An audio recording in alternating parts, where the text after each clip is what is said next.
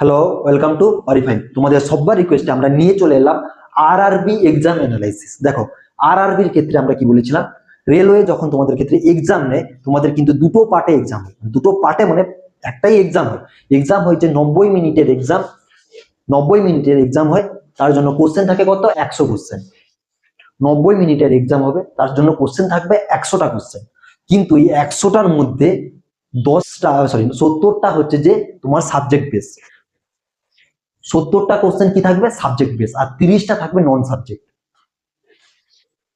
নন subject আর subject মানে এটা কি? সাবজেক্ট মানে তুমি যেই ফিল্ডে এক্সামটা দিচ্ছ ওর উপর ডিপেন্ডেন্ট করে যেটা থাকবে সেটা হচ্ছে যে সাবজেক্ট বেস। আর নন সাবজেক্ট মানে যেটা জেনারেল নলেজ, অ্যাপটিটিউড, রিজনিং বা আর বাকি যা আছে, কোডিং, ডিকোডিং যা আছে সবকিছু হচ্ছে যে তোমার হচ্ছে যে নন সিলেবাস, মানে নন নার্সিং পার্ট।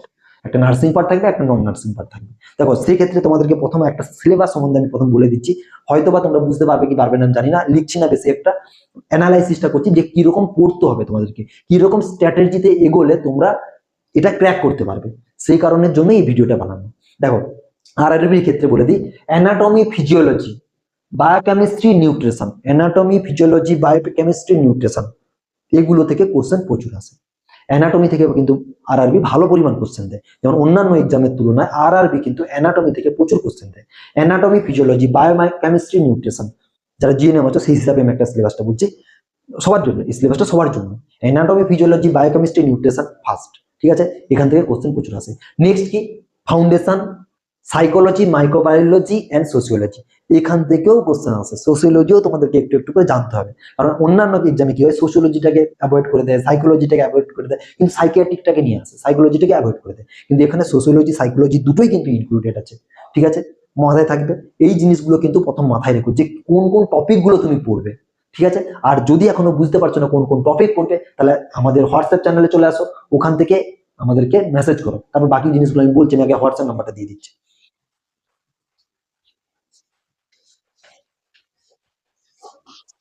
70013205 70013205 আমাদের অরিফাইমের হোয়াটসঅ্যাপ নাম্বার। তোমরা এসে জয়েন হও। জয়েন হওয়ার জন্য কোনো চার্জেস নেই।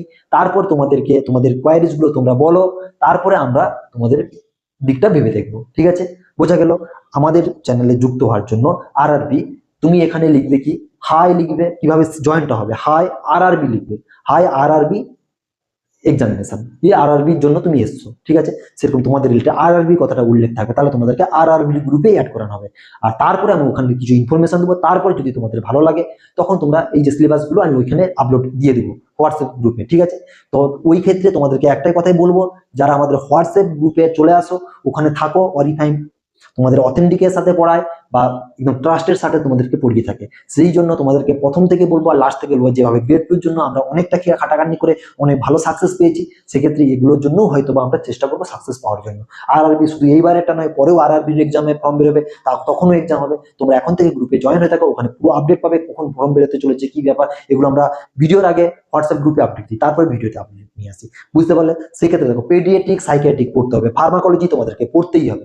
এই টপিকগুলো তুমি ছেড়ে দিতে পারবে না। পেডিয়াট্রিক, সাইকিয়াট্রিক, ফার্মাকোলজি, এগুলো তোমাদেরকে পড়তে হবে। তারপরে এক্সাম অ্যানালাইসিসটা নিয়ে আসছে, আমি বলবো কিভাবে তুমি কোন বিষয়ের নাম্বারগুলো বেশি পেলে তোমরা করবে। তাছাড়া ওবিজি, মেটার্নিটি, মানে মেটার্নিটি যারা আছে, ওবিজি, গাইনোকোলজি, এগুলো তো পড়তেই হবে। কমিউনিটি হেলথ নার্সিং থেকে কোশ্চেন আসবে, nursing research, statistics, management, service, education, এখান থেকে পুরো কোশ্চেন আসবে, ঠিক আছে?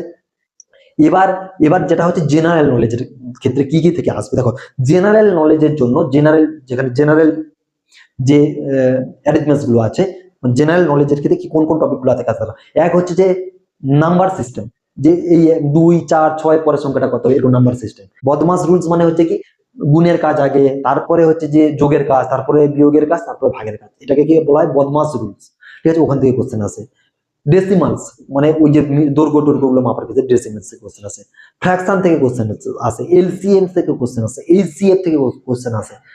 রেশিও এন্ড প্রপোর্শনাল থেকে কোশ্চেন আসে। পার্সেন্টেজ, কোনটার পার্সেন্টেজ কিরকম, ওইগুলো বের করার থেকে কোশ্চেন আসে। টাইম এন্ড ওয়ার্ক, টাইম থেকে কোশ্চেন আসে। টাইম, একজন মানুষ একটা কাজ 20 দিনে করতে পারে, তাহলে 5 জন মানুষ একটা কাজ কতদিন করতে পারে, এরকম যে টাইম ওয়ার্ক গুলো, ঠিক আছে? ইন্টারেস্ট, প্রফিট লস এর অ্যালজেব্রা, তার সাথে কি জিওমেট্রি, এগুলো হচ্ছে যে নর্মাল রিজনিং এর ক্ষেত্রে এখান থেকে কোশ্চেন গুলো আসে। Next, general intelligence and reasoning এর ক্ষেত্রে, জেনারেল ইন্টেলিজেন্স রিজনিং এর ক্ষেত্রে কি কি আসে দেখেন, অ্যানালগস, সিরিজ, কোডিং, ডিকোডিং, এগুলো থেকে প্রচুর কোশ্চেন আসে। তারপরে থেকে তোমাদের আসে যে ভেন ডায়াগ্রাম, জাম্বলিং, জাম্বলিং থেকে প্রচুর কোশ্চেন আসে, jumbling, jumbling, Venn diagram, relationship, calendar, clock, calendar, clock, এখান থেকে প্রচুর কোশ্চেন আসে, এইগুলো একটু দেখে রাখবে, ঠিক আছে। আর আর পরের ক্ষেত্রে কি জেনারেল অ্যাওয়ারনেস আর কারেন্ট অ্যাফেয়ার্স, এইগুলোর ক্ষেত্রে কোন কোনগুলো কোশ্চেন আসে, ইন্ডিয়ান হিস্ট্রি অ্যান্ড কালচার, ঠিক আছে, এখান থেকে কোশ্চেন আসে। তার সাথে যে ফ্রিডম, জিওগ্রাফি থেকে কোশ্চেন আছে, ফ্রিডম মানে কে কোথায় দেশ স্বাধীন করেছিল, এইসব জিনিসগুলো পড়বে ভালো করে। তার সাথে কি জিওগ্রাফি, যে ইন্ডিয়ার জিওগ্রাফি, পারিপার্শ্বিক কে কে দেশ আছে, কার সাথে বর্ডার শেয়ার করছে, এগুলো কিন্তু পড়বে, ঠিক আছে। পলিটিক্স, কনস্টিটিউশন, ঠিক আছে।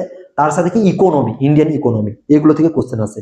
এনভায়রনমেন্টাল ইস্যু, ঠিক আছে, স্পোর্ট, ডেভেলপমেন্ট, তার সাথে কি থাকে সায়েন্টিফিক, তার সাথে থাকে ফেমাস পার্সোনালিটিস, কে ফেমাস হচ্ছে কোন কাজের জন্য, এগুলো থেকে প্রচুর কিন্তু কোশ্চেন আছে, ফেমাস পার্সোনালিটিস, ঠিক আছে। তার সাথে ন্যাশনাল অ্যান্ড ইন্টারন্যাশনাল, যেটা ন্যাশনাল আর ইন্টারন্যাশনাল পলিটিক্স আছে, এটা কিন্তু ভালো করে জানতে হবে, ঠিক আছে। Prime minister sir Narendra Modi কোথায় কোথায় যাচ্ছেন, কি কি ব্যাপার, এগুলো অ্যাটলিস্ট চিফ মিনিস্টারের ব্যাপার ওখানে জিজ্ঞাসা করবেন, এগুলো নিয়ে ভাবেন না, অতটা চিফ মিনিস্টার রিলেটেড এতটা নিচু লেভেলের কোশ্চেন হয় না, ওইখানে হায়ার লেভেলের কোশ্চেন হয়, ইন্টারন্যাশনাল হয়, ন্যাশনাল হয়।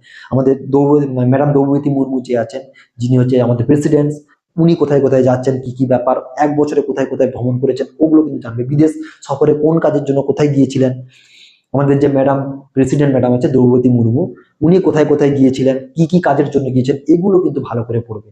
তার সাথে এগুলো আমি বলেছি, এবার এক্সাম স্ট্র্যাটেজিতে আসি, ঠিক আছে।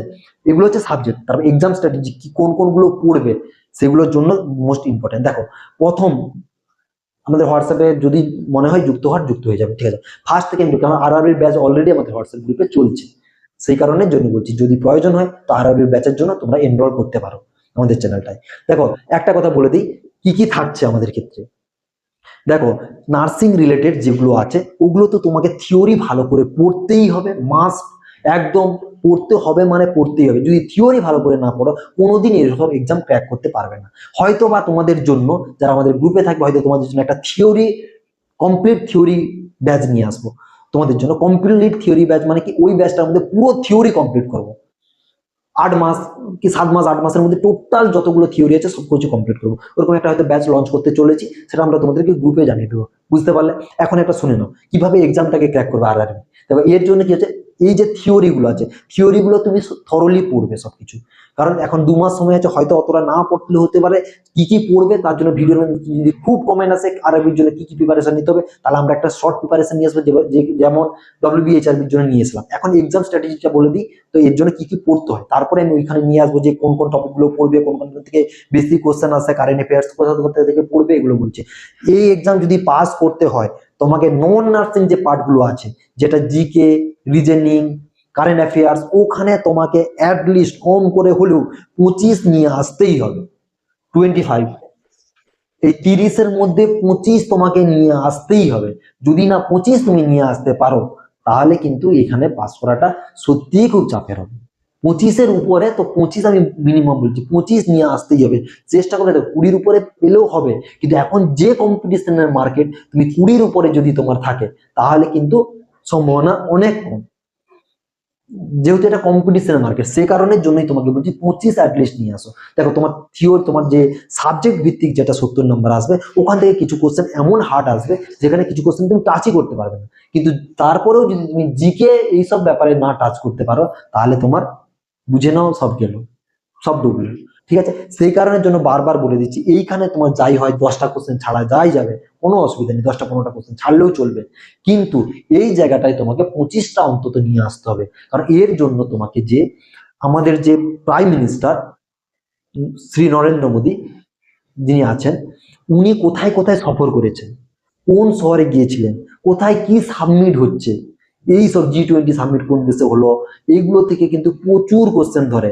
আর আমাদের রেলওয়েতে যারা মিনিস্টার আছে, তাদের কিন্তু ভালো করে পড়ে নিও, রেলওয়ের প্রেসিডেন্টকে, মিনিস্টার্সকে, এই সব জিনিসগুলো রেলওয়ে রিলেটেড যা আছে সব কিছু ভালো করে পড়তেই হবে, কারণ এখান থেকেই বেশি কোশ্চেন দেবে, কারণ যেহেতু আরআরবির এক্সাম রেলওয়ে রিলেটেড দেবে।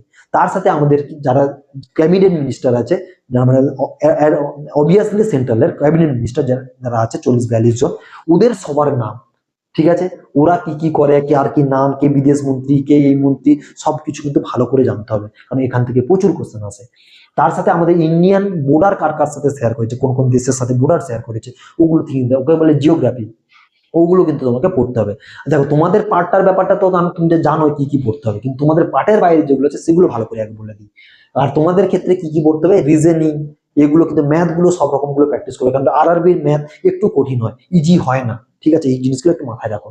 আর জিকে জেনারেল নলেজ তো আমি বলে দিচ্ছি, এই এখন নিউজ পেপার পড়ে কোনো লাভ নেই, আমি তোমাকে এই স্ট্র্যাটেজিটা বলে দিচ্ছি। কারণটা হলো যে তুমি ভাবছো আরআরবির জন্য এখন থেকে নিউজ পেপার পড়া শুরু করে দেবো, আর কোশ্চেন যখন হয়েছে তখন থেকে 3 মাস আগে, মানে তোমার পরীক্ষা আছে 10 তারিখ, 10-12, এবার কোশ্চেন হয়েছে কবে, ধরো কোশ্চেন হয়েছে জানুয়ারিতে, তাহলে এর থেকে 3 মাস আগে, 1.5 মাস 2 মাস আগের গুলো যা আছে সব পড়তে থাকো, ঠিক আছে। যেদিন পরীক্ষা আছে সেখান থেকে 3 মাস আগে থেকে যা বেরিয়েছে এগুলো সব পড়বে, কারণ এগুলোই হচ্ছে থিঙ্কিং এবল। তুমি কারেন্ট সবকিছু বললে আগের গুলো জানবে না, আর কোশ্চেন যে করেছে সেদিন তো কোশ্চেন হয়ে গেছে, আরে 30 তারিখ তোমার ধরো 2 তারিখ ডেট ঘোষণা হয়েছে, তার তো আগে কোশ্চেনটা হয়ে গেছে, কোশ্চেনটা ধরো 3 মাস আগে হয়েছে, সেই কোশ্চেনটা যে করেছে তারপরে তো সে কোশ্চেন অ্যাড করতে পারছে না, কোশ্চেন যখন হয়ে গেছে তার আগের গুলো পড়বে।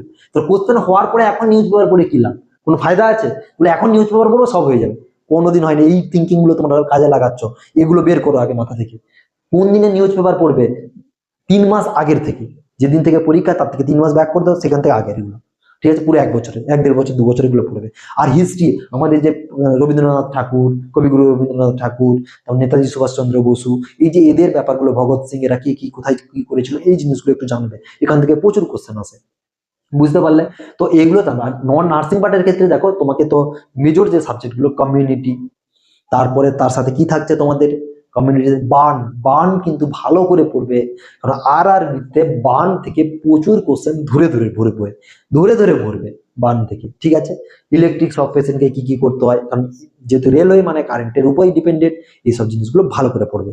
তার সাথে কি কি থাকছে, অ্যানাটমি ফিজিওলজি প্রচুর কোশ্চেন করে, এই জিনিসগুলো ভালো করে যাও, কারণ অ্যানাটমি ফিজিওলজি লোকেশন গুলো না রেলওয়ের জন্য খুবই ইম্পর্টেন্ট, তোমার বডির পার্টসে কোন জায়গায় কি কি থাকে, কি ব্যাপার, এগুলো কিন্তু খুব ইম্পর্টেন্ট একটা কোশ্চেন। অ্যানাটমি ফিজিওলজি থেকে কোশ্চেন ধরবে, কারণ এই রেলের ক্ষেত্রে অ্যানাটমি ফিজিওলজি মোস্ট প্রায়োরিটি আসে, যেহেতু অ্যানাটমি ফিজিওলজির মধ্যে তোমাদের ফার্স্ট এড তো থাকছে, সেই ক্ষেত্রে আমাদের মূল লক্ষ্য ওই দিকে থাকে, বুঝতে পারলে? অ্যানাটমি ফিজিওলজির উপর মূল লক্ষ্য থাকে, এই জিনিসটা মাথায় রাখবে, ঠিক আছে। অ্যানাটমি ফিজিওলজি, তার সাথে কি কি থাকে, তার সাথে আমাদের কমিউনিটি, ওবিজি, এগুলো তো থাকবেই, ঠিক আছে। কমিউনিটি, ওবিজি, ওবিজিতে এত কোশ্চেন না করলেও থাকে কিছু কোশ্চেন, মানে ডব্লিউবিএইচআর এর মতো অনেক কোশ্চেন থাকে না, কিছু চাইল্ড হেলথ, মানে চাইল্ড হেলথ, পেডিয়াট্রিক, এগুলো থেকে দেখো এখানে এভারেজ কোশ্চেন হয়, এখানে আলটিমেট সব চ্যাপ্টার থেকে কোশ্চেন হয়, যেমন এইখান থেকে অন্যান্য গুলোর ক্ষেত্রে কি হয়, এখান থেকে বেশি হয়ে গেলো, ওখান থেকে কমে গেলো, এখান থেকে এভারেজ কোশ্চেনটা হয় প্রচুর, ঠিক আছে, এই জিনিসটা মাথায় রাখো। আর আরআরবির জন্য যদি তোমাদের প্রচুর জনের সাড়া পাই, তোমরা আমাদের হোয়াটসঅ্যাপ চ্যানেলে চলে আসো, হোয়াটসঅ্যাপ নাম্বার দেওয়া আছে, ওখানে আসো, আমরা আরআরবির ব্যাচ অলরেডি স্টার্ট করে দিই, নন নার্সিংটার উপরে বেশি ফোকাস করছি,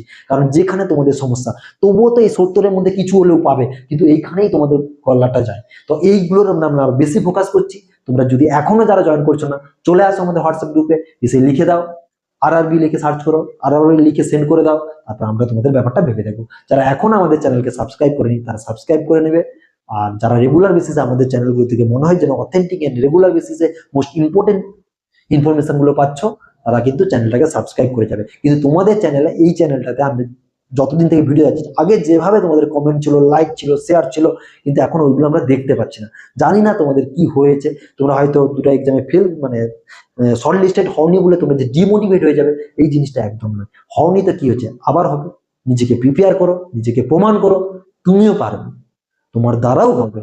চলো দেখা হচ্ছে নেক্সট ভিডিও।